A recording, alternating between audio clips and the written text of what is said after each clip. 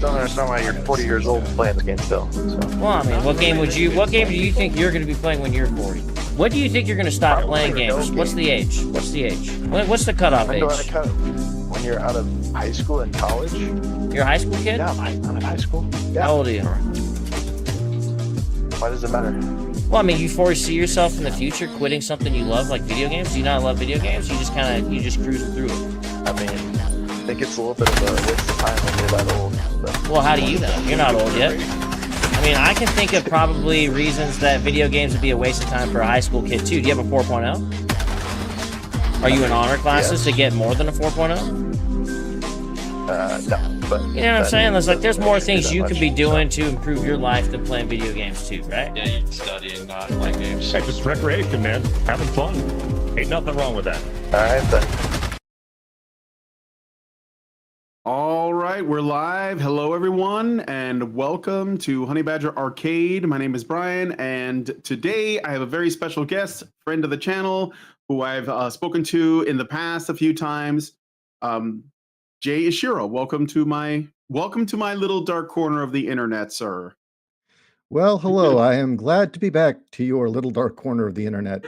No, this corner is smaller and darker, but yes, it's a dark corner within a dark corner. Nothing horrible or unseemly is going to happen here, like in back alleys or anything, right? Well, not in back alleys, but certainly possibly in terms of like where our topics could go. I made this channel because I care deeply about the direction of our culture and specifically about things like the importance of beauty and how beauty is actually truth. And when we look around us, all of this ugliness that we see in our media and our stories, it is, in my opinion, intended to disenchant everything, demoralize us, and then normalize that by, sort of placing us in that place. And when I talked to you before, it was a while back, and I was talking to you on the main channel that I work at, Honey Badger Radio, and you talked about a book that you had come out with called Boobs of Steel. And you guys were nice enough to give me a PDF copy of it so I could review it. And I have read your book, and I brought you on the show to talk about it. So that's why you're here. And I want you guys to know, let me show this off to people really quick. They can pick up Boobs of Steel on Amazon. Do you have any other places where you're putting, because some people don't want to give Amazon money. I don't know why, but is it available anywhere else, or is it just on Amazon? It's just on Amazon. And okay. I recommend, if you can, get the print version because it is full of beautiful graphics. Illustrations and yeah, and it's got lots of images, lots of extra content that is not in the digital, strictly because the digital one does not have room for sidebars. So the book has numerous sidebars in it and various graphics to go along with it. Yes, right. The Kindle version, I think, is just like the text, right? Right. And I'll say for a book like this, where it really is about not just pop culture, but iconic imagery and archetypes in general, you need the visual. You really do. Yes. So let me read you guys a little bit of the sort of like, you can call it the elevator pitch for it. Lara Croft, Power Girl, Tifa Lockhart. They're three of the most loved and loathed characters in all of pop culture. Since the late 1990s, all three have also been favorite targets for outraged feminists and woke keyboard warriors who believe that a bountiful cup size is a crime against humanity. So that's about as far as I'll go into it. It is essentially a very well crafted and well thought out defense of attractive, curvaceous, bodacious women in our popular culture and our fiction. Is that like a fair way of describing your book? That's definitely a starting point. Good starting point for it. Really, the goal, I mean, the second and third book get a lot more into the culture war than the first one does. But when I was writing the book, I had originally intended it to be one book. But as I was getting everything together, I suddenly realized, you know what? I need to do at least a chapter on what I'm talking about so people have a point of reference. And that turned out being the first 2/3 of this book. And what I mean by that is I go through an entire history from pre civilization, Neolithic man, up to now, where the Amazonian archetype comes from, the symbolism and hardwiring behind the curves of a woman, what we see, what that brings to mind, and how that's embedded in our oldest myths. And they lived on all the way up to now. And that right now, what we're seeing, this whole idea of, I guess, trying to make sex interchangeable, the idea that we can all be drones, that the female form can be anything you say it is pretty much a deconstruction of nature itself. Mm-hmm. I mean, it's essentially trying to rip apart at least 500,000 years of evolution and say, okay, yeah, forget all that, wipe your brain of that stuff. Welcome to Marxism. And really, that was the one thing I didn't expect writing this, was how many times it always came back to Marxism or communism. I really didn't expect that. Really didn't, huh? Well, I mean, I I knew that get, it I was. could. Yeah, go ahead. Go ahead. I'm I sorry. knew that it was going to come back to feminism over and over again, but when I was writing about where the Amazonian archetype came from, and that basically all of our warrior woman archetypes started with her, and I talk about where she comes from, and then Mm-hmm. the evolution of that, and I get into the old pulp fiction stories, yeah, the pulp sci-fi and fantasy during the 30s to about the 1960s. I get into the movies that we all loved, and the 80s and 90s. There's an entire chapter on the movies of the 80s and how they affected things. Then Yes. I do another chapter on anime of the 80s and Yep. making the same point, showing it's not just in the West. No, no, of course not. Yeah, it's And universal. as Like I think you talk about Masamune Shiro, for yeah, example. Yeah. and I start talking about where all these came from. I start connecting the dots about how they all influenced each other and all lead back to this point, way, way, way back to like pre-Sumerian times. And that Hmm. this is hardwired into us. This is part of who we are. And the warrior woman is essentially what the subconscious sees when in the presence of an actual strong woman. And what I mean by that is the warrior woman walks the masculine path. She does all those things, but yet she's not just feminine, she's hyper feminine. She is the embodiment of feminine power. And that's what Mm-hmm. they're attacking when they go after these characters. That is what they're Yes. destroying. The other thing that I get into in the crash course, well, the chapters about the 80s, and we're talking about the various action movies and archetypes that come up, and talking about TV shows, and then getting into anime of the 80s. On the one part is a cultural history, and I mean, you get a lot of cultural history. And by the way, this book is not dry. It's a lot of fun to read. There's a real humor to it, a lot of sarcasm. This is not a textbook. But what I do by laying out this history is I don't just give you a context for a lot of this stuff. Um, I'm giving you a crash course in Jungian archetypes without the reader knowing it. Mm. And you really do get an education on how Jungian archetypes work, why they're important, why they're required for our storytelling. But I never outright say it. I'm talking about anime and 80s movies. Right. Yeah, and so let me start by asking. First of all, why did you decide to write a book like this? What made you want to do this? That's pissed off. What were you pissed off at? Like, what was the little bit of like what led you to the point of say, you know what, I'm gonna write something about this. I'm gonna like address X directly. Um, well, over and over and over again, I worked in the comics industry and I was seeing all of our heroines get destroyed. I mean, it was Around bad what enough. time? Around what time was this?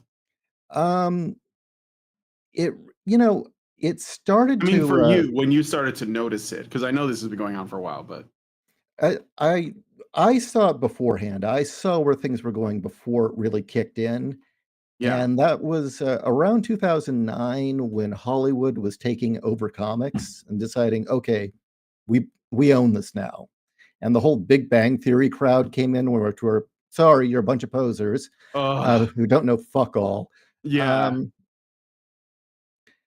they brought their politics with them, and I saw where things were going and realized I need to get out of here. I need to start my own company or something, uh, because pretty soon comics are not going to be. There's not going to be any place for me in comics, the way Yeah. things are headed. So you Uh, worked in comics. Like, yeah, was there anything that you worked on that people would know? Catwoman. I Catwoman? yeah, Batman. Giant size 800. Yeah. So yeah, Wow. did that. You wrote them or? Oh, for that, Kat and I did illustration. Ah, I see. And, we were possibly on board to do Red Hood or, was it Manhunter? But then Jim Lee was promoted to, take over DC, and that was the end of that. Mm, They didn't want artists who did not draw like Jim Lee anymore. That they had a right. house style after that. Yeah. I So could that go was on the a end of that. whole tirade on like how that period of artists, the thing that sort of like put Image on the map Mhm. was probably one of the worst things that happened to comics. But I could go on about that because I No, just I Hollywood was the just worst thing to ranted happen about to that. comics. Well, yeah, but that was like the start of the decline was like the whole Image Comics thing. I think that it was because well, I don't know if you want to get into this, but Nah, I felt you don't want to. not right now. Let's Okay, just, okay. Let's just let's like get yeah, on let's this just stuff. leave it alone. Yeah, let's just. You had So asked, anyway, you saw when did that. this start? Yeah, for And you. I saw where things were going about 2009, but they really didn't kick in. Strangely enough, hold on. Gesundheit. Strangely, they didn't kick in until, the Mayan prophecy was fulfilled, and 2012, the world ended, apparently, and everyone went woke. I mean, at the time, I thought, "Yeah, okay, whatever," but, yeah, maybe those damn Mayans were The onto something Aztecs, yeah, because the Mayans the were right. world the world is unrecognizable to me now. It is changed. The world has ended as I know it. I don't recognize it anymore. Suddenly, we had solved racism. Now everything's racist. We had solved all these different problems that were no, we dealt with this. We were done with this crap in the 90s. We were done. And it all came rolling back, and suddenly you had boomers wanting to relive their youth. So we're going to go back to reliving the civil rights movement and protests, and you had millennials who I guess wanted a rebellion to join. I don't know. They Who wanted got a cause, offended by yeah. everything. Yeah. Suddenly everything's offensive. So it really started to kick in at 2012, and by 2014 things had gone way off the rails. Hmm. And that was also when Gamergate started. Yep. Yep. And you were really involved with Gamergate back in Mhm. 2014. Like what And why did you just see the parallels and say, "Oh, I got to like, be involved in this thing?" oh Or yeah, absolutely. yeah. Yeah. Yeah, Yeah, I it saw was that. unrecognizable. Y Yeah, for sure. I saw it in comics too first. I think it was I started to see, like, these weird deconstructions going on. It was Mhm. before, like, they started replacing all of the sort of classic characters with women and lesbians and, people of color and all that. But even before that, I started seeing, like, all of these events, and I thought it was, like, gimmicks to sell more books, but they were essentially just creating, like, these deconstructions. It was like everyone wanted to do The Watchmen, but they were just doing it with like real characters instead of like what Alan Moore had done. And I Well, was like, as well, where's the heroism at? Um, but what were you gonna say about that? as Kurt Busiek once said, if you're gonna deconstruct something, that's the notion that you're gonna put it back together afterwards, but they never do. And Yes, we've got deconstructions of deconstructions of deconstructions. It's all meaningless now. yes, yes, exactly. It's And all nihilist. Yeah. I would say it's gotten even worse, because when the people writing the books and the people making the movies see themselves in the villains, and want to say, oh, well, no, really the villains are heroes. It's actually okay. They're doing these things. Says Yes. everything you need to know about where their moral compass lies. Yes, exactly. Somebody in the chat said, The Boys, Injustice, Invincible, it's all cringe. Yeah, it Yes. is. Yeah. And it's Nope. boring. It's predictable. You know, that one, there's like, you do that too much, and it doesn't even have to be that much. And then people start predicting it and anticipating it. And then they're like, where's the, you know, like I said, where's the just good hearted heroes? Where are the good people who are good? Because it's right. Where are the bad people who are bad? Like, it's not like those people don't exist. And you start wondering if people don't relate to villains because they are villains and they want to be, you know, they want to do evil in the world, but they want it to appear as though they're sympathetic so that no one notices. I don't know. It just makes you I would wonder. absolutely say that. I would say that right Yeah. now we are dealing with amoral people who don't really have any set of hard morals or beliefs. I mean, everything's postmodern, so nothing means anything. And it's really just one great big excuse for them to be awful people and justify it. Yeah. And I think Yeah. that a lot of this stuff that we're seeing in movies is a reflection of what the people really are like in Hollywood. I've had my brushes with Hollywood. I sold a property. They're bad people. I'll just put up front. The people in Hollywood are terrible people. They do horrible things. And for them to So, morally judge anyone, especially middle America, is such a joke. They have no high ground to stand on. absolutely. I mean, you I remember the Me Yeah. Too movement, okay? When the Me Too movement came out of Hollywood, and in a very, very short amount of time, Hollywood managed to turn the Me Too movement on the rest of the world, and then it was Mhm. no longer on Hollywood. Do you remember that? Like Oh, yeah. it started off, and it was like this is a peek at what's the dark underbelly of what happens in Hollywood. Which, by the way, most of the people who are there are in on. So, and but what they did was they turned Harvey Weinstein into kind of a sacrificial cow because I mean, he was obviously not, I'm not saying he's a good person, but like the people he did stuff with were also in on it. So it wasn't like there were that many victims, but then they made it Well, that way. And then shortly after that, they said, well, actually, Harvey Weinstein in Hollywood's not the problem. All of the men out there are the problem. All of the men in the workplace, all of the men in schools, all the other men. And all of a sudden, people weren't paying attention to what was going on in Tinseltown anymore. You know? Does that make sense? um, to a degree, I think that they wanted to hope that would work. I mean, they did spread that around for a while, but it didn't last. I mean, it real quickly, look, we all despise them now. And the more we learned about Hollywood, the more we despised them. Yeah, And I think it puts some craters in on a lot of industries. Like the gaming industry is full because what I've seen, this is what I've seen. They go into an industry, usually some kind of entertainment, whether it's animation, film, or video games, and they go into one of the companies. A bunch of women make allegations. They fire a bunch of Mhm. guys, and then a union steps in and gets puts women in those positions, and then those places get run by women, and then they run those places into the ground. That's in a very simplistic way. Like this is what happened in the animation industry. I know a guy who works in animation. Shout out to Luke Weber, and he worked on very big shows. He was a very talented guy, and he told me that there was, there was a whole open letter written by all these women that work in the animation industry, and they all signed it, and they all said we're experiencing harassment, and something's got to be done. And a bunch of people got fired, men, and then they replaced them with women in all kinds of positions in middle management, et cetera, thanks to human resources departments. And now women they may not necessarily run the whole industry, but they're in key positions and they're not talented, like they're less talented because they didn't get there by merit. And so they're driving those things down. And this is what's happened in comics with Sana Amanat working at Marvel and whoever the hell it is doing this at DC. This is happening in film. I think there's a whole studio now called Matriarch that's making movies. Not a joke. Yeah, that's gonna last. Yeah, well, I don't know. I mean, it probably won't. Like, I'm not saying that these things are Oh, invulnerable, they've but all yeah, lost their US aid money. They're fucked. yeah. Oh, yeah, for sure. What do you know about that? Do you know like how much they were getting? If it was a lot or what? No, I don't know how much they were getting, but it's already been proven that USAID was pretty much funding a lot of these money-losing ventures like the WB. Almost all the video game journalism was being supported by USAID money. And yeah, a lot of it was going to Hollywood. That's why they could keep losing money, and we, the taxpayers, were keeping them in business. Mm-hmm. Mm-hmm. So that was a lot of it. You asked me why I wrote the book, and I said I was pissed off. Yeah.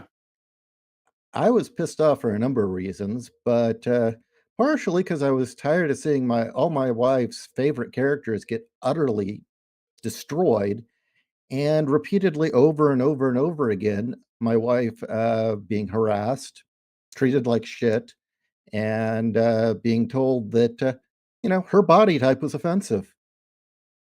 So Oh, I said, really? "Screw it." Really, yeah. It's a shame she can't come on. She's got tons of stories. The introduction for book 2, I talk about a real life incident at San Diego Comic-Con where the girls club wanted her to join in their little feminist girls club in comics. And when Kat said no, she was told, "Well, honey, nobody's going to respect you till you cut those off." Oh, get out. Really? Yeah, really. Oh, Right at our booth. wow. What were you guys selling at your booth? I think we were there selling both Utopiates and Titanium Rain at the time. Mm-hmm. And was she like cosplaying or something? Like, No, she owned Okay. as far as Utopiates is concerned, she owned the company. Yeah. I created Okay. product, but 01 is her company. Mm-hmm. So Mm-hmm. it was her company she was in charge of. It was her booth. I was just there as the talent along with a few other people. Yeah. And the people who approached and said those things to Kat were they like, did they like run the con, or were they like part of some org or some No, it's the company? Whisper Network. It's the Ah, the Tumblr tards that all went to Twitter afterwards. It's the same group of young women who decided to start the cosplay isn't consent thing, and all the other crap that just sucked all the joy out of conventions and comics. yeah. I Yeah. mean, a lot of that stuff that was implemented wasn't done by companies or anyone high up, but the screaming mob of idiots on line who decided they saw Big Bang Theory. Oh, they always loved superheroes, apparently, and always loved video games, apparently. Show up at a space we built for ourselves and took over. Yeah. Yeah. That's absolutely right. I mean, every time they say that, women have always been, you know what? No, no, they haven't. The women who were in comics were already there. All you other people who have come latelys who knew nothing about it. You have no love of the genre. And furthermore, when it should be inclusive, no, no. We built that fucking space, the comics industry, and especially the conventions. We built gaming, all these other communities we built, and Gen X especially, okay? We built those communities because we were the outcast males who wanted a place of our own to be yeah. free to indulge in our hobbies. It Well, wasn't yeah. because we didn't want women there, it was because we were told to go away. So we did. Yeah. So yeah, the thing is that when, and I think this is something that men do when they see that they have a hobby or an interest, Mhm. and there's some potential for it to become like bigger, like they can like make it into a little group and then like a community and so on. Men invest in it early when it's before it becomes anything that signifies status or it's popular, and it's usually shunned by women usually because they are not interested in something that doesn't have some kind of social, involve some kind of status or social cachet, because so they'll see it as something shameful, and then men who are willing to put up with that, they'll just continue to invest in it, and then they build something and it grows, and if it becomes popular, then these people take an interest. And I mean, not just women, but like generally tourists, like Yeah. men who would otherwise not have seen it as nerdy want to jump on the bandwagon as well.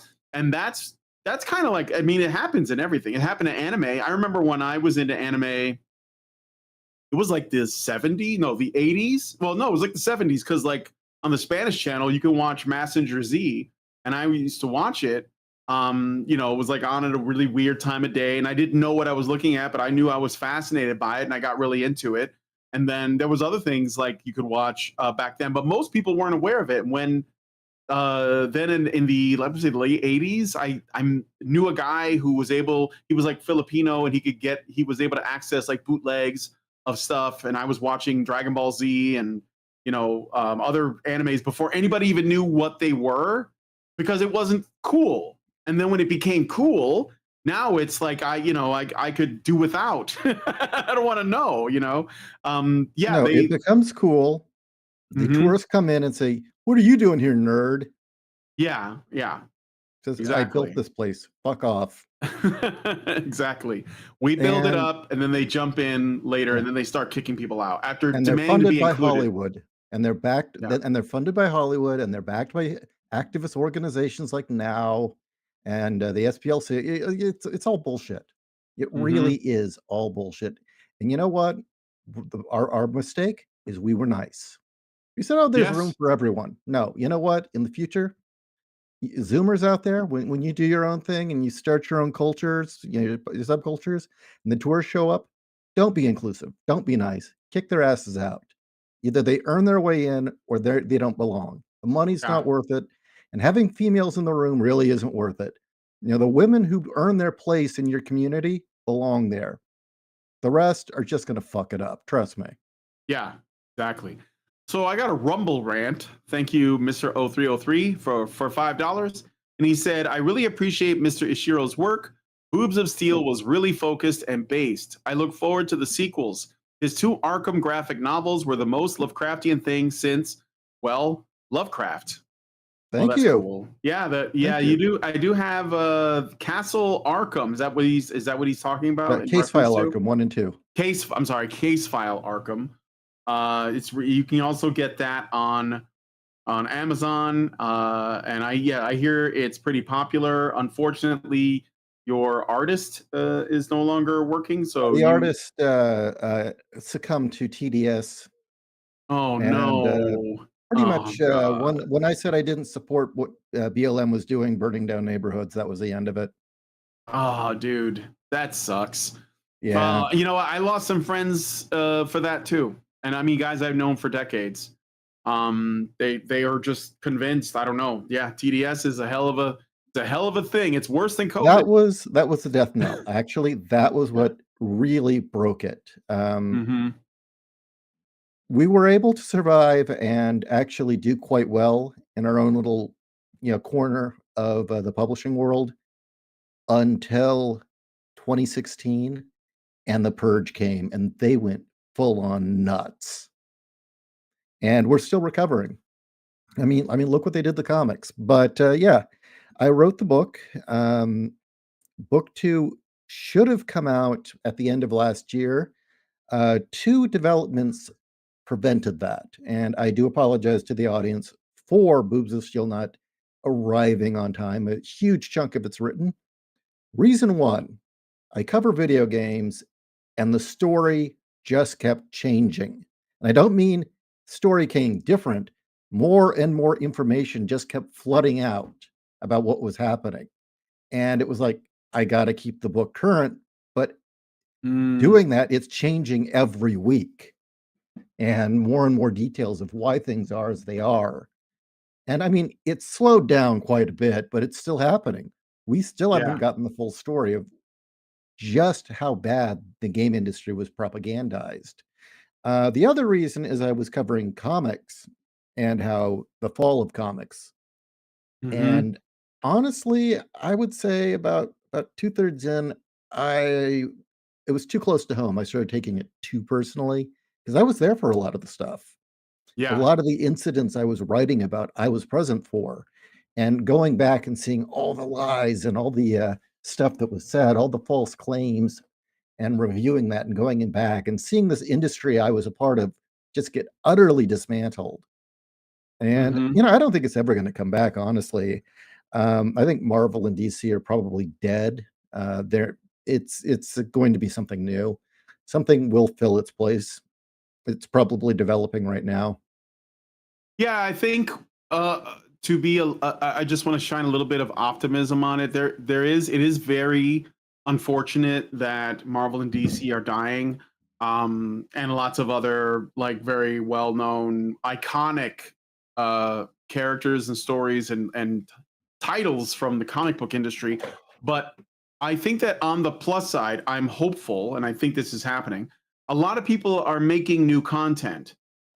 Because now we have the internet, and anybody, like, we are the media, as I like to say, we are now the media, and we can make our own stuff. Now, what I'm hoping for is that the cream will rise to the top.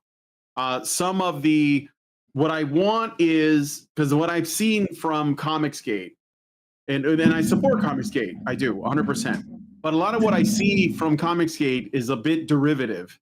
And I want people to like really try to stand out. Like back in, in the time of like the silver age of comics, and even the golden age, people were doing things that maybe they were never, it's not that they were never done before, but they were taking something that symbolically is very old and putting a, modern spin on it. Like, you could argue that. Go ahead. What were you going to say? I will say that Comicsgate in the beginning was a great movement. I was involved in it.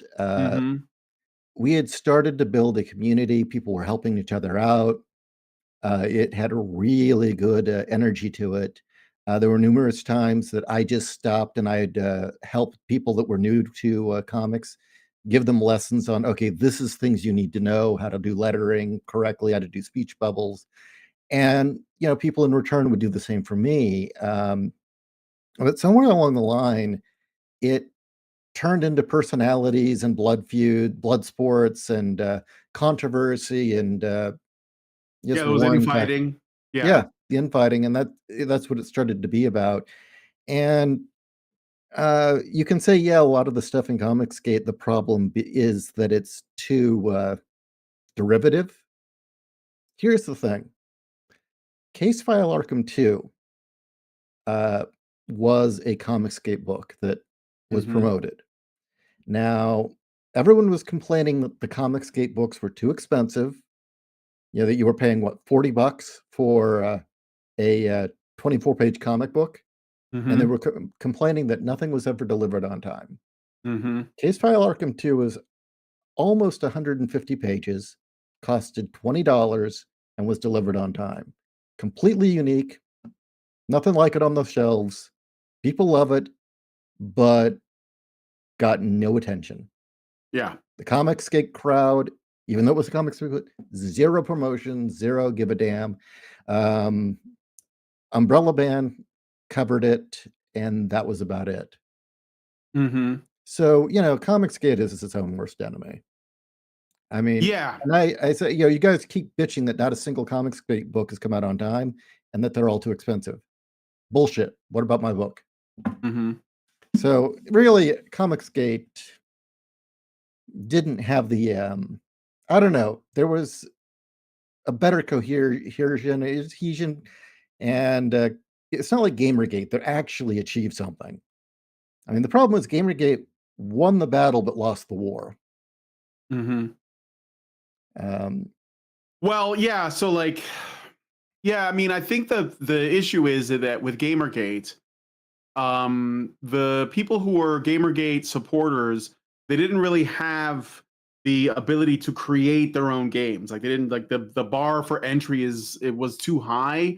It's lower nowadays. So with the follow-up Gamergate 2, I think there's a lot of like indie developers that are on the side of gamers that are making games, but those games have to be good. Like, they have to compete. So this is, and the thing about, I do on my channel, I do interviews with developers every Thursday that are putting out indie games, and then we will play them, and we do game jams as well. So essentially the primary focus is to like bring people together, because I saw what happened at Comicsgate, and I mean, I wouldn't say that it's dead per se, but now like people are making their individual things.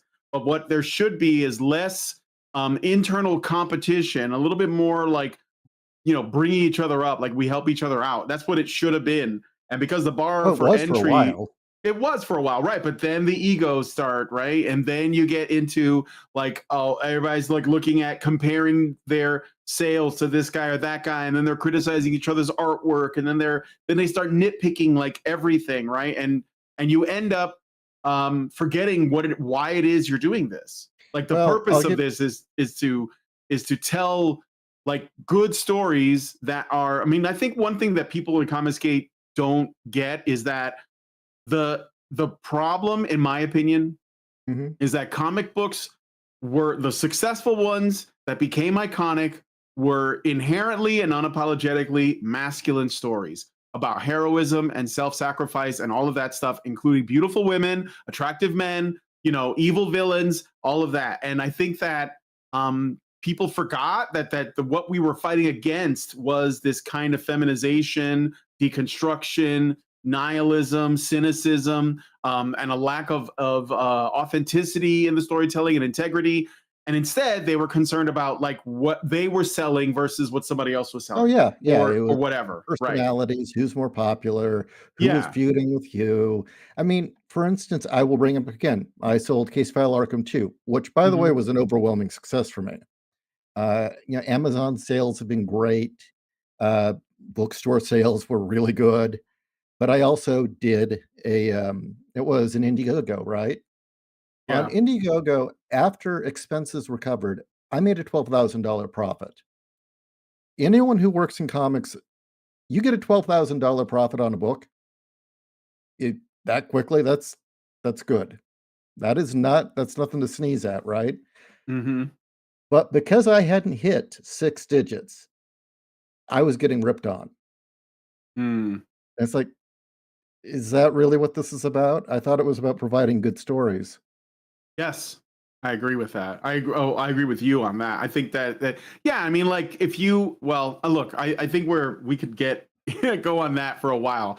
I agree with you. I'll just say that. I think that telling the best stories is the most important thing. This is what people crave. Like I saw recently, like there was a lot of people asking why young men and boys are not reading books anymore. Like because books suck. Yeah, because because our literature sucks. And I think it's actually where a lot of these Tumblr people ended up. They ended up writing like novels. And a lot of it is like female oriented, like young adult novels, romance novels, not romance novels in the sense that it's just smut. Not that has to be what romance is, but that's just what they're putting out. Yeah. It's worse than that, okay? Sci-fi was hijacked by romance writers and wannabe fanfic romance writers. So, sci-fi's now, if you type in sci-fi, half the books you're going to get are stuff like My Alien Warlord's Secret Baby type stories or crap like that. The other problem is the industry itself was skewing that way purposely.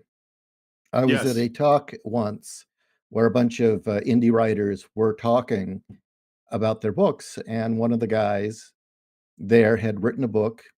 His son was the protagonist, and it was a kid's book, and it was this story where the protagonist has his son's name, was going on this kind of classic kids adventure, right? And he said that he sold it, but that the requirement was that they change the protagonist to a female, and he went with the deal. And so I ripped on him for it publicly, but yeah. I didn't care. That's what happened to Star Wars. That's what happened to so many things. They were literally like, we'll do this, but we got to put a girl in there, put a chick in her, make her lame and gay. Yeah. It was worse. It was he wrote it for his son. So I would obviously when you had to choose between loyalty to your son or your book deal, you sold him out. What a dad. What? That is terrible. That is terrible. Okay, boomer. So the book is called Boobs of Steel, Decoding the Amazon. So this first book was all about the Amazon. Tell us a little bit about what the Amazon archetype is and some examples that you used in your book. Unless it's a spoiler and you think people should buy the book. Amazon is an outgrowth of the goddess of the hunt, which goes all the way back to Neolithic days when she probably didn't even have a name. And as over time this archetype evolved, there was Inanna, They're Ishtar. You go down the list. These archetypes keep popping up. Athena, Diana, Mm-hmm. and these stories of Amazon warriors started popping up. We get the Valkyries, but really, it all started from that one strain in the West, at least, of the Mm-hmm. story of the Amazon caught on, and it was ingrained in us all the way back to when guys would go out and hunt. And one theory is that the goddess of the hunt was the goddess because you chased after her like a female. It was exciting and adventurous, but also thoroughly dangerous and deadly. And someone was going to die. And those primal ideas got mixed up. I mean, when you look at Ishtar or Inara, Inanna, I mean, those goddesses, she's the goddess of war, love, sex, destruction, and fertility. All those mixed up into one character, huh? And that never went away. That archetype has always been there and is critical to us as a culture. It serves a purpose. I Yeah. couldn't thoroughly say what purpose it serves, but it is required. It's in our psychological makeup. It's hardwired. Mhm. But over time, we kept seeing that archetype show up over and over again. And I trace it all the way up to the modern era, showing these characters repeatedly showing up. But what is important about these characters is they're exceptional women. They're exceptional. They're above and beyond the average. They go out and do adventurous things. They often run right alongside the men, but they never sacrifice their femininity. And that is what we're missing. Yeah. Anytime you have a character sacrifice her femininity, and I bring the examples up, She-Hulk. Mhm. They made She-Hulk more From monstrous. the television show version of She-Hulk. No, I'm talking I mean, about the like comic. later in the later comics where she was They more ma like they the made her more Hulk. monstrous than the Hulk. Yeah, yeah. That just makes her funny. It makes her a tragic wannabe male. You remove Wonder Woman's femininity and make her buff and masculine. She's just an icon of war. She's no Mhm. longer the ambassador of peace. She no longer has the nurturing hand. Lara Croft, you remove her femininity, she's a bratty little girl. Mhm. So in each case, that femininity is important to the character. Those boobs and those curves are inherently required. And when people say, my comic, we're portraying Wonder Woman in the way she was intended, a far more feminist way. Bullshit. Wonder Woman in the notes created by Marston flat out has her freaking measurements in there as critical to the character. And it's because he understood Jungian archetypes. He knew Mhm. that had to be there. And he had said that she should ideally look like one of the Vargas pinup girls. Right. And Yeah. that feminine side was critical to the character. And he said, you needed a counterbalance to all these very powerful masculine figures in comics, and that you needed someone who was a warrior, but also a nurturing hand. That comics were lacking feminine softness. And that's one of the reasons he created the character. Now, there's other kinky, weird shit involved. And I even Yeah. bring up that by 1940 standards, Marston, who created Wonder Woman, was woke. And Mhm. his politics were very liberal, and he was a proto-feminist and all those other things. Why does she remain? Why did she live on while every other half-baked feminist heroine that we've seen being created in the last 40 years have not? And why? Because underneath the politics that Marston wrote in at the time was the eternal image of a goddess figure. She is an archetype, and that archetype was written into her DNA, and that's an eternal character in all stories. That she is always going to be there. And because he wrote that into Wonder Woman, she survived. And the same can be said of Superman. I mean, Mm-hmm. initially, Superman was kind of a trickster and kind of a jerk, Yeah. but his creators had woven in so much Judaism into Superman behind the scenes. I mean, it Mm-hmm. wasn't blatant, but it was there, that it was kind of inevitable that as other writers got a hold of Superman, he turned into a Christ figure. It was just going to happen. Mm-hmm. And Batman, the Dark Avenger, I mean, that's pulled straight from the Shadow. The Yes. Shadow's name, directly related to Jungianism. The Mm-hmm. Shadow, the Jungian shadow, where all the dark stuff resides, the superstitions and intuition and all those other things. Mm-hmm.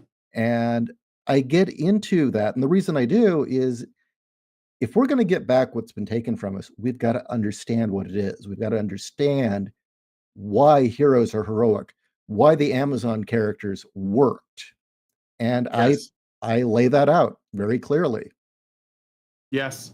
Yeah, and the Amazon is a kind of archetype of a female hero. Some examples that like I already mentioned, the Ghost in the Shell main character for the anime part. There's Xena, Red Sonja. Like those are, is that an example, or at least Well, interesting. That's why I want to do the next book is uh-huh. I get into Valkyries. Yeah. And the Valkyrie is kind of interesting. I guess the more commonly used term now is people are using the term shield maiden to mean the same thing. But the Amazon is a very feminine archetype, and she's a female defender. Whether she's sexually loose or virginal doesn't matter. She will always have a distrust of men. She's fiercely independent. There's a number of characteristics that all Amazons have. And let's see. But I've actually got it written down in So here. that's a little different from the Shield Maiden, is what you're saying. This is a different archetype. Okay. We've all seen her, the statuesque beauty with the stern look in her eye. Her hair is black, her figure generous. In her hand is a sword or spear or bow. And even though her armor is sparse and leaves little to the imagination, we know she's ready for a fight. Over the millennia, the Amazon has cemented her place within our culture's language of symbols. She's come to exemplify the independent woman who is unafraid to compete and succeed in male spaces. The Amazon archetype is tall, shapely, busty because a symbol of feminine power needs to look overwhelmingly female. Why? Because a husky warrior of indeterminable sex would depict a totally different meaning.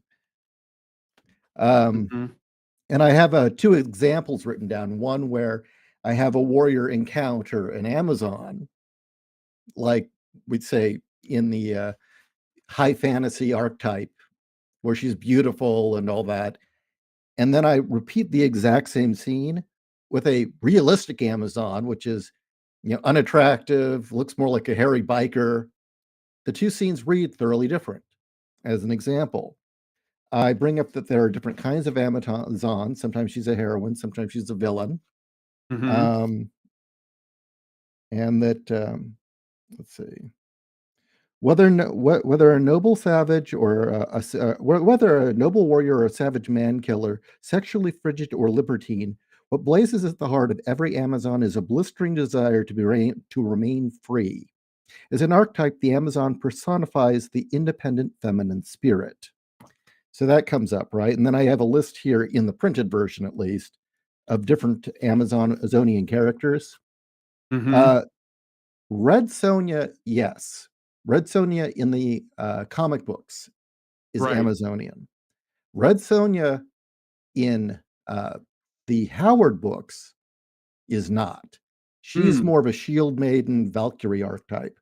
Tasha Yar, 7 of 9, Jun Hono, Pris Aragari from Bubblegum Bubblegum Crisis. Yeah. Aaron's Son. These are all Amazons. And those are traditional Amazons. There's the noble Amazon, Wonder Woman, Xena, She-Ra. She-Ra. Yeah, She-Ra. Jor-El of Jory, and then there are dark Amazons who can be heroic, but let's just say that they're renegade archetypes. What about the Coffee, Princess of Mars? she doesn't From really fight though. No, she doesn't. That's what I'm wondering. Like, what does Yeah. she fit in? She's just the most beautiful woman on Mars, Yeah. right? Yeah. But well, they've okay. Some people might say that she did because there were later. Like I remember the movie. I think she was like a some military leader, but that was because they were trying to make her more acceptable to modern audiences. So Which don't exist. no. Okay, and then the dark Amazons. Coffee, Yeah. the kind of characters that Pam Grier portrayed. Yeah. Louise from Thelma and Louise, Callisto from Xena, Mara Jade from Star Wars. And so Oh. again, you can see that they can be dark as well. Yeah. And then you get characters like Red Sonja, for instance, and that's a feminine or a female warrior archetype that's more in line with the Valkyrie or Shield Maiden, who does not distrust men but prefers them, runs alongside them. So like Valeria from the first Conan movie. Oh yeah, absolutely. Yeah. Absolutely, Valeria. And the second book, I was going to get into that a lot more. Oh, that's interesting. I like that. So And I was gonna talk Fitia from about- Soul Calibur. Anybody? No. You really have a personality. It was a fighting game. I get into the bad girl archetype is another one, like Lara Croft. And then the femme fatale. So those are all archetypes I still want to tackle. Yeah. And again, because we need to know what we lost. People need to understand why these characters existed, how they function in story, and how we can bring them back. Yeah. Yeah, for sure. So then, okay, for people who might not know that are watching this, we have lost those things. And I think all of the ones you mentioned, the femme fatale, the shield maiden, the bad girl, the, or the sort of dark Amazon, the Amazon. What has replaced it? There are still women in media. So what is in its place? How would you describe that? Boss girl or girl boss. Girl boss. Yeah. Brown hair, no real curves to speak of, no real personality to speak of, other than she's good at everything and better than you. No story arc, no hero's journey. She's already great. Yeah.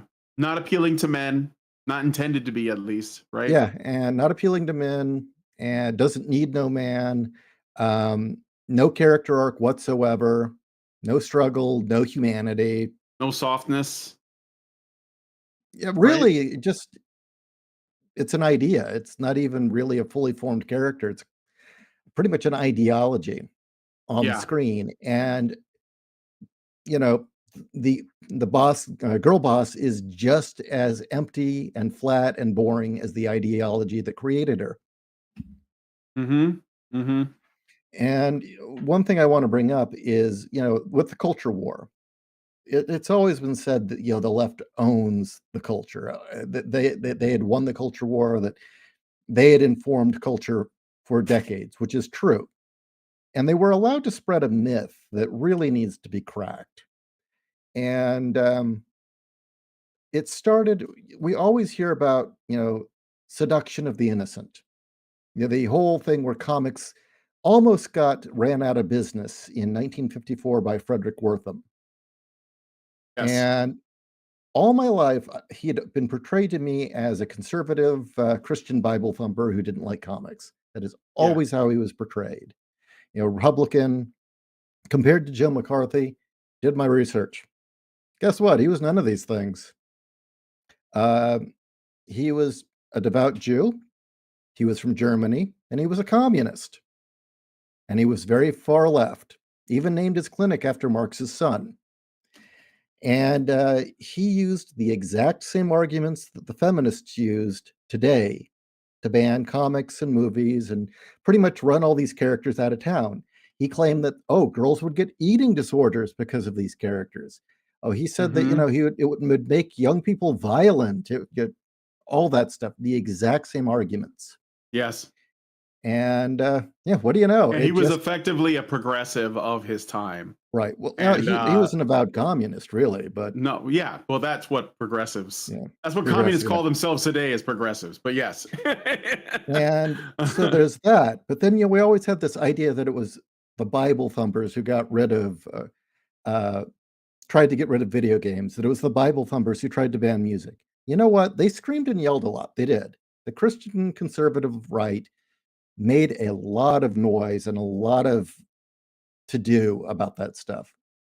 But did they actually do anything other than yell about it? Say that it had to be stopped, that people needed to raise their kids and not expose them to such filth.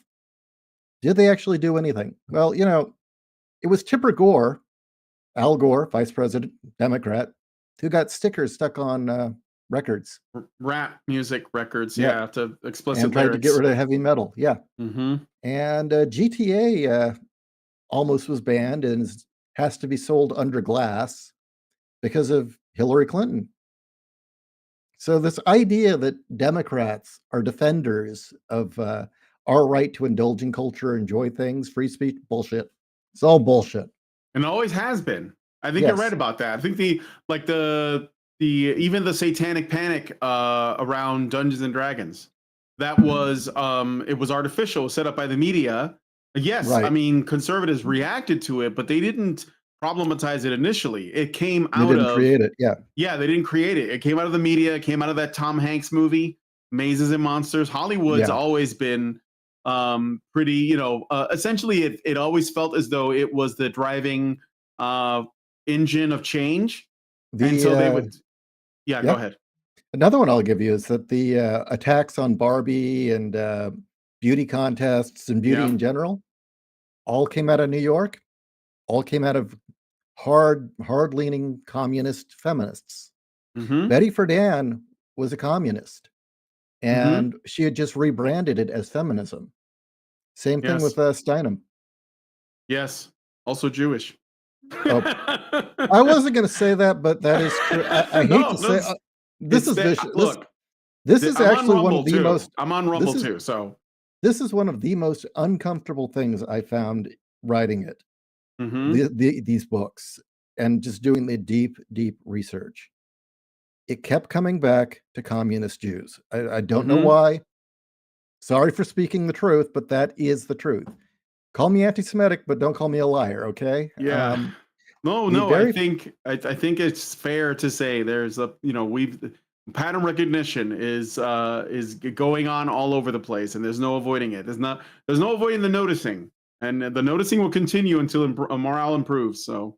And the very first sci-fi convention, I found this out in my research. This will be brought up in the later books. Yeah, is that the very first sci-fi convention ever held was in 1939. And Isaac Asimov had his young communist club where his Futurians would meet. And at the very first sci-fi convention, they showed up, and Donald Wall, oh God, I forget his full name. He was a publisher. Walden? No. Okay. But they had a statement, and he got up and read it, and it was basically, these stories shouldn't be here to entertain and give adventures, but further the communist message and create a top-down rule technocracy of communism. And that, we need to look beyond just writing stories and start changing the world with fiction. And, the thing is, from day one, the commies were trying to screw it up. The only difference is in 1939, there were enough people who knew better. And you know what they did? They chucked his ass out of there. They were kicked out. Now, later, as Asimov and his crowd got more influential, they actually ran the pulp writers out of town. The only one they couldn't get rid of was Heinlein. And that's because Heinlein was just he was, and Heinlein was a libertarian. Yeah, extreme libertarian, right? Yeah, and, the author of Starship Troopers. He was actually at one point Clark had talked shit about him, and was so scared of Heinlein kicking his ass, they were never in the same room again. Also, it's amazing that you know, these commies all keep turning out to be either pedos or sex offenders. Yep. Clark, Asimov, but yeah, Yeah, no. Go ahead, Clark. So Arthur C. Clarke, you mean? yeah. Isaac Asimov, Um, Orwell? No. Orwell, no. Actually, that's the thing is Orwell actually figured out communism was terrible. Yeah, It took him obviously. a But while, but he he figured it was in out. on it at first. Like Right. a lot of commies today will say, "Well, Orwell's a socialist," you know. And it's like, yeah, until He he was. woke up. Until he experienced it. Yeah, He went until and he lived it. experienced it. Well, that'll And wake you you know up. what? The same thing is true about so many different creators who initially have that point of view and then they go live it. Mm-hmm. Miyazaki being one of them. You often hear, "Oh, Miyazaki's a communist." No, he isn't. He absolutely is not. He's actually a traditionalist. Hayao Miyazaki, Yeah. Studio Ghibli, yeah.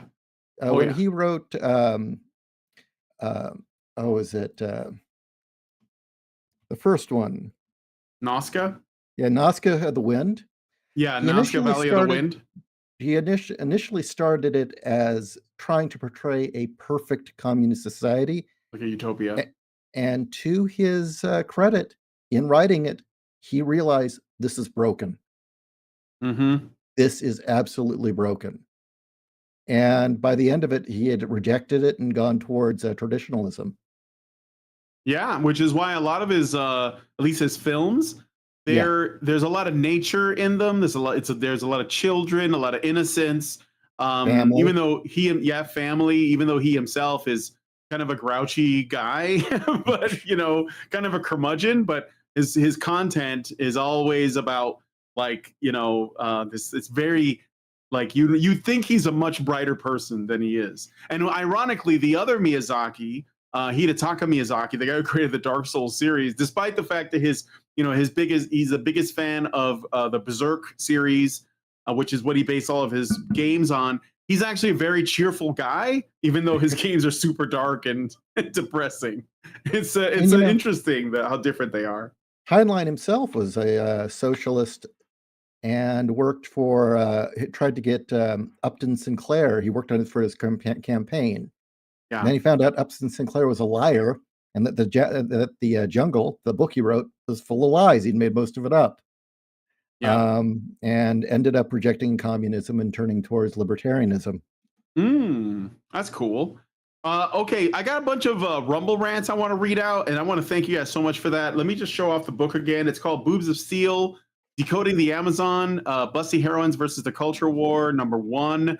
There is a second book. It's right around the corner, and you have like at least one more planned. Two. Two more planned. So I mean, two more after #1. But like, do you have any plans to make more books, or does it depend on how? No, hopefully these 3 will be it, and I'll never do it again. You'll have all your bases, all your boobs covered, or uncovered. The work on these, the work put into these is incredible. I had no idea it was going to be that much. A lot of research, and I think it's definitely worth it.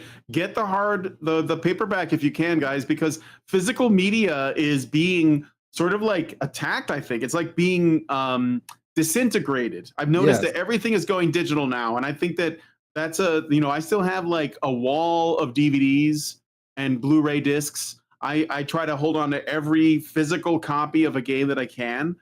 So if you can, get the book, get a physical book. That way they can never take it away from you. They can't edit it in post, and you'll have it. So just something to consider. Anyway, let me look at these these Rumble rants. So Xeranx gave us one. He's like a 3-parter. He said, for $5, you probably see Comicsgate as derivative because people who worked in the industry pilot Comicsgate. It's kind of hard to expect new from pioneer proteges.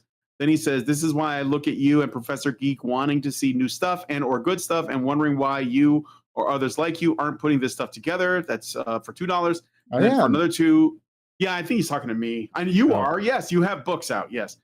Please understand, I'm not trying to slight anyone. You're actually doing what I greatly approve of with the game jams. Try to get new stuff out instead of crapping on what sucks for $2. Yeah, I get that. I think that it's important to point out what is wrong in the culture, but also have something to offer, which is what I try to do. This is why I help the Game Jam guys out. Those guys are geniuses. They know how to make video games. That's why I do the interviews with people like Jay Ishiro here, who wrote books, and Dave Cullen, who I talked to last week, who wrote a book. And I try to like talk to more people. I'm hoping to get more creatives on to talk about that stuff. And as far as like the derivative thing, it's not just Comicsgate. I think it's just like all of our media is derivative. That's why is Hollywood pumping out nothing but sequels and remakes and prequels, because they got nothing.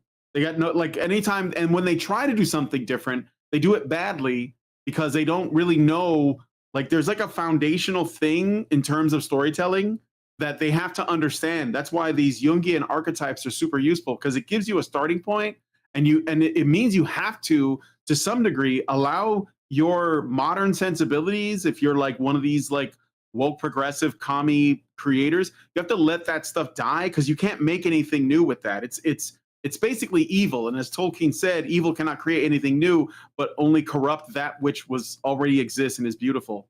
But anyway, Xeranx gives another $2. Last message. It says, by the way, I have that book in my Amazon wish list. I'll purchase it now. Talking about your book, Boobs of Steel. Yeah, definitely. Thank you.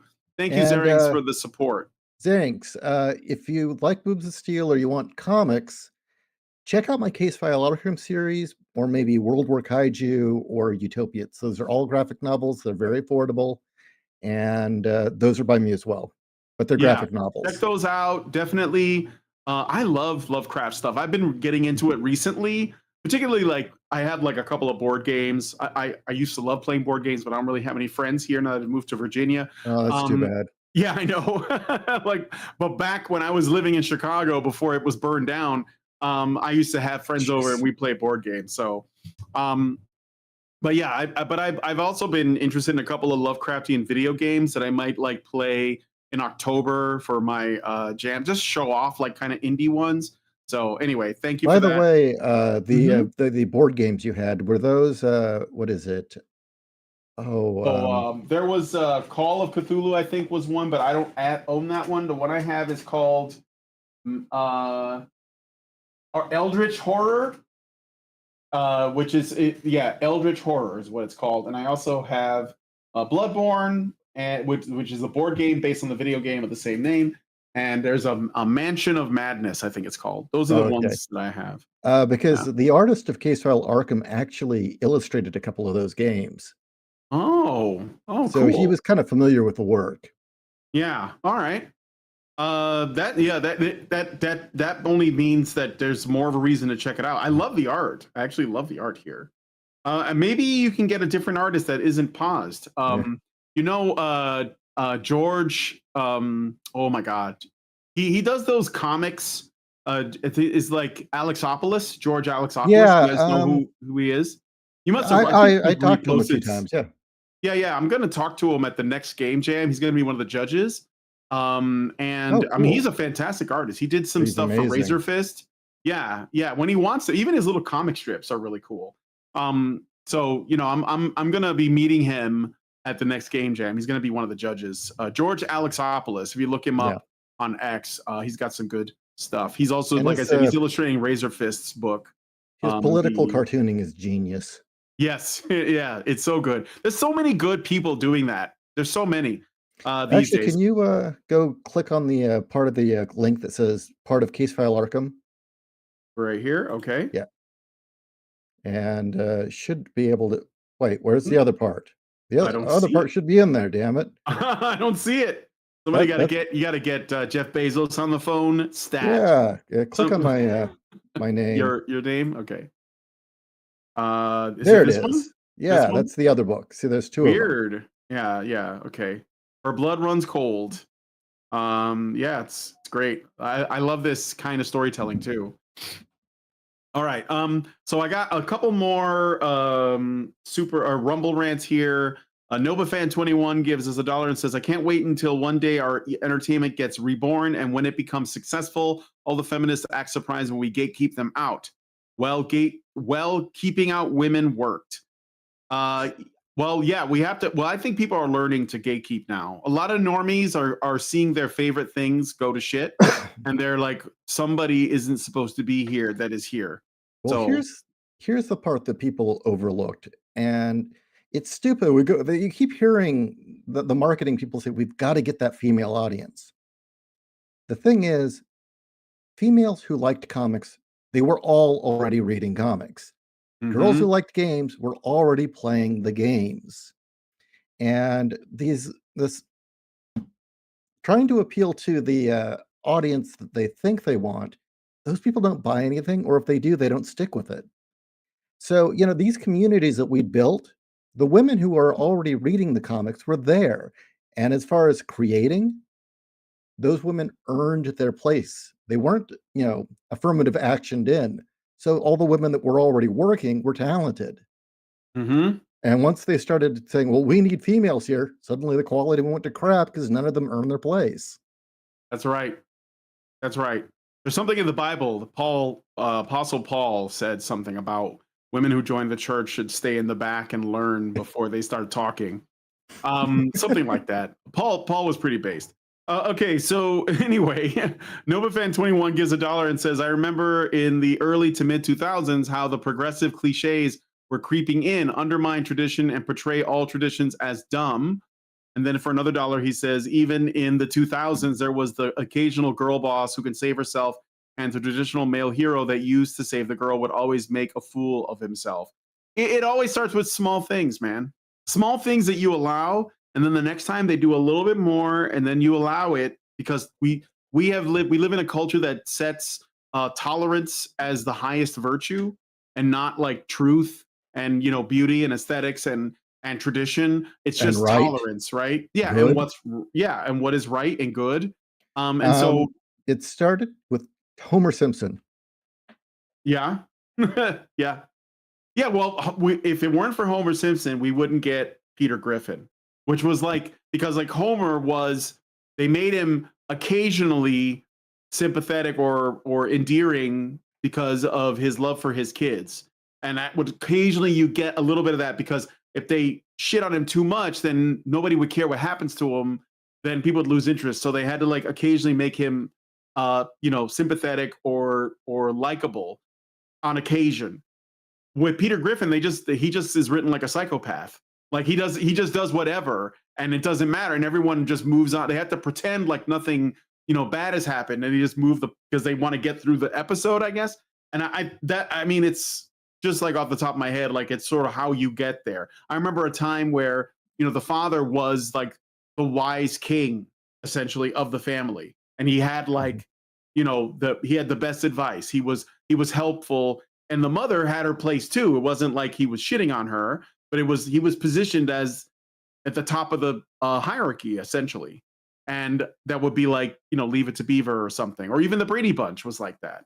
Even though that was really progressive for its time, and we're talking about two divorcees or widows or whatever that get together and they're raising each other's kids. Um, that was already kind of like out there for that time. Now it's trite, you know. Okay, so that's all of the Rumble rants. Thank you guys so much for that, and thank you for checking out the book, Charles in Charge. That's okay. Tony Danza, hey Angela. Um, was that no? Charles in Charge is the one with Scott Baio. I got that Yeah. mixed up for who's the boss is the one I was thinking of. Okay, sorry, those are all the same to me. But anyway, so we were talking about gatekeeping a little while ago, and I got to wrap it up soonish because I have something else Okay. going on at 8. But I want to ask you. We can. I mean, if you want, I can have you back on. We can talk about other Sure. stuff. Sure. I'm fine with Anytime. that. Okay, cool. So we talked a little bit about gatekeeping, and you talked a bit about the science fiction sort of club. I guess it was like Yeah. Isaac Asimov and his friends. And I remember when I talked to you last time, I'll never forget it because we talked a little bit about how these elites in the science fiction literature community were kind of like they were trying to act as authorities on who gets to essentially Yeah. like be approved to write fiction. Is that kind of like how it went? Yes. Absolutely. And they tried to memory hole all the pulp stories. Ah, so that's what happened to pulp stories. Yeah, and they tried everything in their power to make that whole end of the genre disappear, claim, "Oh, that's not science fiction, that shouldn't count." That's just, disposable garbage that no one cares about. Read my smart stories that, have my politics. Hmm. It's escapism's bad, heroism's bad. So Uh, here's okay. So I've done a little bit of art history like myself, like digging, but in a different area. I was looking at the sort of like various art periods in the visual arts. Like the Mhm. Renaissance, the Impressionists, the Expressionists, the Romanticists, etc. And a lot of that, the older periods were just sort of like a natural evolution. Like usually you get like the Impressionists were kind of like guys that didn't they were going against the grain in terms of like what the official sort of elite schools were teaching, and they were doing something. That's why like nobody knew who Vincent van Gogh was when he was Mhm. alive. We only know who he is now because he died poor and and unknown, and now we know who he is, because we've looked back.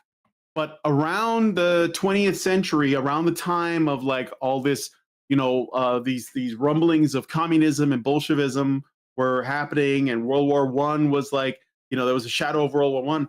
There was this period in visual arts called the Dadaist period, or maybe even before that, there was the existentialist period Mhm. where you had these. This is where postmodernism came into the arts, and one of the things that was a product of that was at that point, visual arts were seeing a sea change in terms of what was considered art and what was not. And a lot of people say this is because of we were getting the ability to print images, and so people would say, oh, there's printed images that are drawn or painted, and then there's painted stuff. And so you had this divide where you had these elites that like ran the museums, ran the art galleries, they were the art Mhm. critics, they were the elitists, and they were saying there's a difference between art and illustration.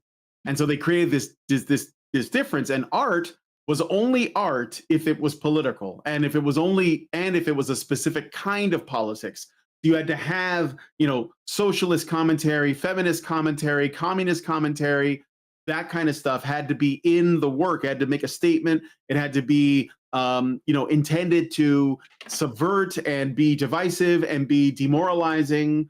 Which is why people like Picasso that used to do realism. He would do like there's older works of his that were sort of like portraits, and he was actually trying to capture what he was looking at. He was trying to capture the world, but then he moved into cubism, and that's when he blew up because now he's making work that is ugly and nobody Yeah. wants it, but they attach his name to it and it's worth money. And so, and the reason why I find this interesting that you're talking about the pulps is a lot of the people who were considered illustrators and not artists were people who Mhm. worked in, pulp. They did art for books like pulp novels and Mhm. magazines like Conan the Barbarian, guys like Robert E. The artist that worked on Rosetta. Conan the Barbarian, like Frank Frazetta. Yeah, Frank Frazetta was considered an illustrator. Norman Rockwell, who did those magazine covers, beautiful, beautiful work, he was considered an illustrator. But also, those images, Norman Rockwell's work is very pro-America, right? That's like the Right. thing that everyone knows about him. And it's also capturing like everyday working class people in like normal environments, like got construction workers and just like kids in school that got into a fight, like a sailor getting his tattoo, and there's like he's in like the tattoo parlor and he's getting ready to go to war. Like the very very pro Americana stuff is Norman Rockwell, and the Frank Frazetta stuff was extremely like masculine and extremely feminine works of like very bodacious women and muscular men, and it's barbarians, it's like it's John Carter, it's all that stuff. And I think that there was gatekeeping going on in the art world to the Oh, point yeah. where if you go to an art museum and you look at what is considered contemporary art, it's all of this postmodern shit. Like here's a white canvas, and you have to read the backstory to figure out why it's in there to begin with. You got guys like what's the guy Jackson Pollock, I can, how that Rothko. styles. You know how Yeah? you know how his style got started, right? No, His how does it abstract start? expressionism. He had Yeah. a patron who was demanding a new art piece, and he kept putting the art piece off. And he had like 24 hours to get it done because he just kept putting it off. And he Mhm. was going to have his money cut off if he didn't produce. And so he got really, really shit faced and high and just took whatever he could. And in the morning when he woke up, all that splattering is what he had. Mhm. And the rich person loved it. Oh, yeah. Oh, yeah, because So those people don't know shit about what's beautiful. now what's interesting is you brought up Frazetta and the pulp illustrators. Mhm. Here's Margaret Brundage, who is the most prolific artist of Weird Tales. She's had Mm. more Weird Tales covers than anybody. We should know who she is, right? Yeah. Why don't we? Feminists are always going on and on about how we need to know about women. Why don't you ever talk about her? And in fact, what you'll find out when you read about the pulps is women were very involved. Women were always Mhm. there, but the women who were writing stories and doing art for the pulps didn't have the right politics. That's why we Right. never hear about them. Right. Yes, they Either had they were, traditional ideas about aesthetics. yeah, and yeah, like, oh, well, this woman had a happy marriage. Well, but that's not right. Oh, well, this woman was just doing it on the side. She had kids and decided, well, I'm done now. I'm going to raise my kids. Oh, that's not right. Oh, well, this woman was in the military. Yeah. The other thing about modern art too, and I think this is something that we talked about a little bit with the comics as well, is that this ugly art that gets all this like support from critics and gallery owners and museum curators, it's also very useful from laundering money. So Yeah, it is. I mean, it's like a big thing, and you shocked me when you said that this was like a lot of this was going on in the comic book industry as well. I Mhm. have a story that I looked up, which was kind of interesting. Let me see if I can find it. Yeah, so one key figure often tied to this is Harry Donenfeld, co-founder of what became DC Comics. Before comics, he was involved in printing spicy pulps and had reputed connections to mobsters like Frank Costello and Mo Annenberg, who were big in gambling and distribution rackets. Well, you brought I up assume you knew that. Yeah. Donenfeld, right? Yeah, And what a Donenfeld. lot of people don't realize is Donenfeld was a high-ranking member of the Jewish mafia. Yes, it does exist, just like there's one with Irish people and one with Italians. And There's a Jewish Russians. mafia as well. Yes. And both Marvel and DC were laundering fronts. Mm-hmm. Yeah. They were money laundering. And that's the thing too that you mentioned that because there's a lot of talk about the Jews. And I think that if you say the Italians are doing something and then you explain that there's like organized crime, everyone gets it. Oh yeah, Yeah. sure, the mob. But the mob isn't just Italian. There is a Jewish mafia. In fact, it's like it's in what is the movie? Is it Casino? Like what the central figure Yeah. played by De Niro is Yeah. he's Jewish in that. Right. So like that's not like some crazy notion that we would say, oh yeah, it's organized crime. Like look at for example, Illinois, my home state of Illinois. The governor of Illinois is J.B. Pritzker. The Pritzker family they're totally like mobsters and they're Jews. So it's Well, okay. Like that's just what it is. look, So, there's an Irish mafia, there's a Japanese mafia, a Chinese yeah. mafia. I mean, well, why wouldn't there be, right? Yeah, Everyone's done it. exactly. There's the Yakuza, there's the triads. I mean, of course, if you can think it up, it exists. So it's not unique. And some have if they didn't get involved with politics, then they wouldn't be able to hold on to their power. I mean, there are the cartels. They're how much power do they have over Mexico's government? Well, okay, you want to get really vicious. Okay, let's get vicious. Let's go! Dive down the rabbit hole that is the ADL's ties to the cocaine cartels in the 80s. Mm-hmm. Oh yeah, sure. I mean, all of the ADL's lawyers were also representing the cartels.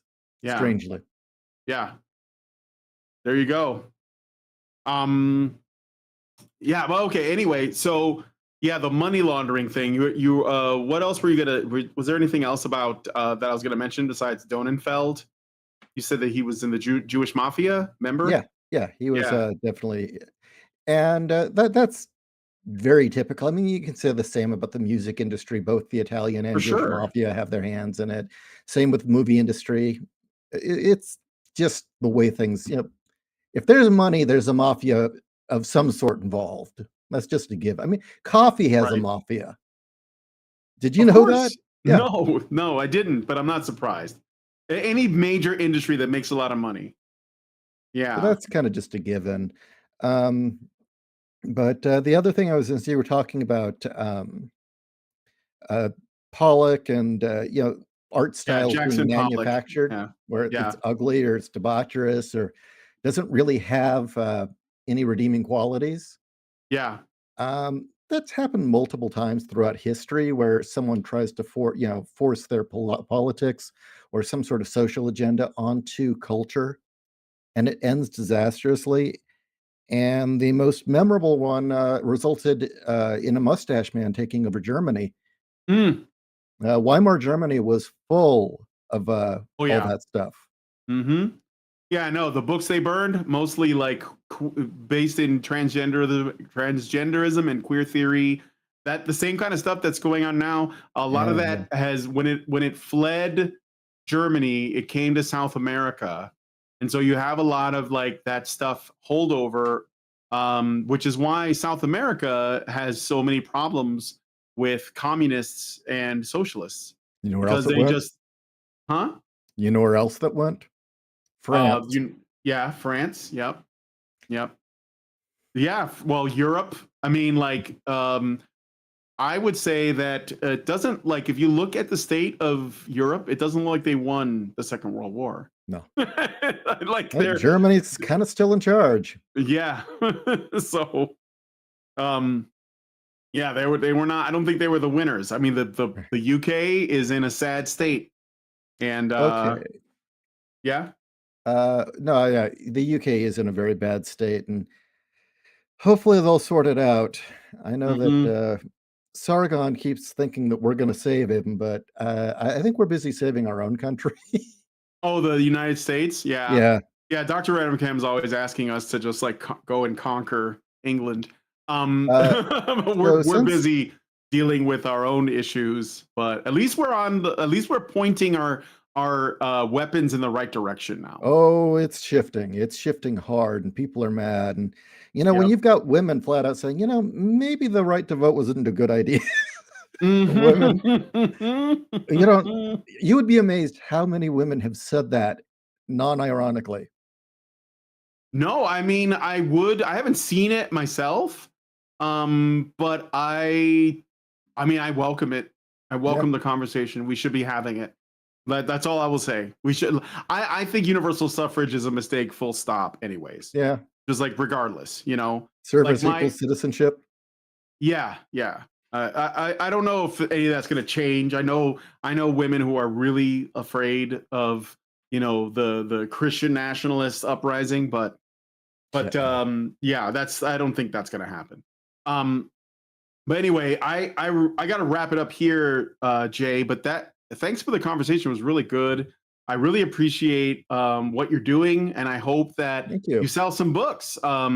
So I'm going to show it off one more time for you guys. It is called Boobs of Steel, and here it is on Amazon. If you could get the paperback, I think it's great.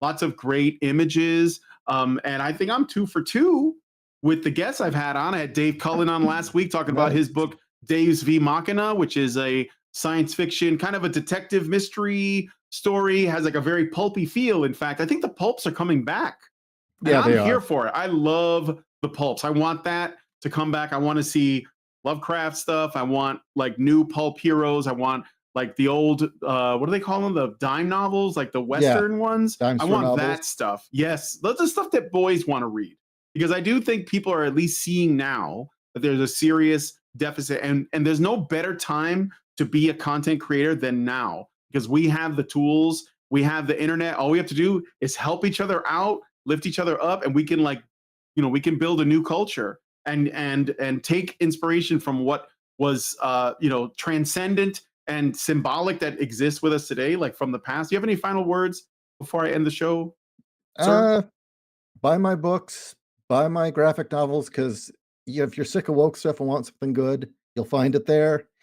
I guess if you want to hear me talk with my friends and just rant, or hear my radio show, I've got the links sent to you. Yeah, send them to me and I'll put them in the description of the video. They're in the chat. Okay, cool. I will grab those and put them in. And yeah, thanks guys for coming on the show. If you like this video, please hit like, subscribe if you're not already subscribed. Hit the bell for notifications, leave me a comment, let me know what you guys think about what we talked about on the show today. And I want to thank Jay Ishiro once again for hanging out with me and you know, having this chat. I may have him on again sometime.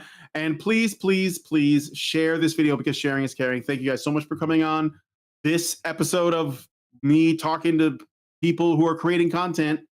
And I'll talk to you guys in the next one. Long live Vivian. With the glass ceiling broken, all the oppressed groups shall prosper, especially the most oppressed group of all, gamers. I want people in the industry to be a little bit louder about people being mean to other people, and maybe say it's not a good thing. Yeah. Maybe say we don't want you around if you're going to be a cunt. Yeah. And hateful. And that the games industry is diverse naturally. Not because anyone's making them be diverse, because the world is diverse, you stupid motherfucker. And if you have a problem with that, come fight me. Physically. Bitch. Has anyone taken you up on that yet? No, because they're all pussies. Yep. Down here, salt is a way of life. Obviously, the environment down here is all salt. The ceiling's salt, the floor is salt, the walls are salt, and to an extent, the air is salt. And you breathe that in, and you can constantly taste the salt.